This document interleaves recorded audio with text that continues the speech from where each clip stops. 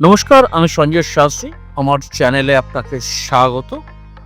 আজকে যেটা বলবো সেটা হচ্ছে বাস্তু রিলেটেড একটা প্রবলেম। আপনি সবসময় দেখবেন প্রত্যেকেরই বাড়িতে কিছু না কিছু বাস্তু প্রবলেম থাকে। সেই বাস্তু প্রবলেমটাকে আপনি যতই করুন একটা নেগেটিভ ইমপ্যাক্ট থাকে। সে আপনি রান্নাঘর বলুন, বাথরুম বলুন, যেখানেই বলুন। কমপ্লিট বাস্তু ভালো হয় না।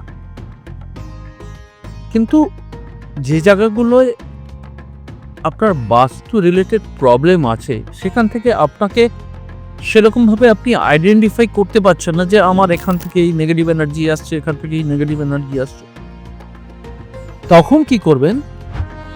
ঠাকুর সিংহাসনে একটা ছোট্ট 450 গ্রাম বা 45 গ্রামস কিংবা 4.5 ইঞ্চি সাইজের একটু শিবলিঙ্গ নেবেন। অবশ্যই মাথায় রাখবেন 450 গ্রামের জন্য নিচে না, ওপরে না। এবং প্রত্যেকদিন মধু আর দুধ মেশানো গঙ্গা জল দিয়ে স্নান করাবেন। আশা করি আপনি 43 ডেজ করুন, আপনি নিজের বাড়ির ভাইব্রেশনস দেখতে পাবেন যে অনেক বেশি পজিটিভ এনভায়রনমেন্ট তৈরি হয়েছে।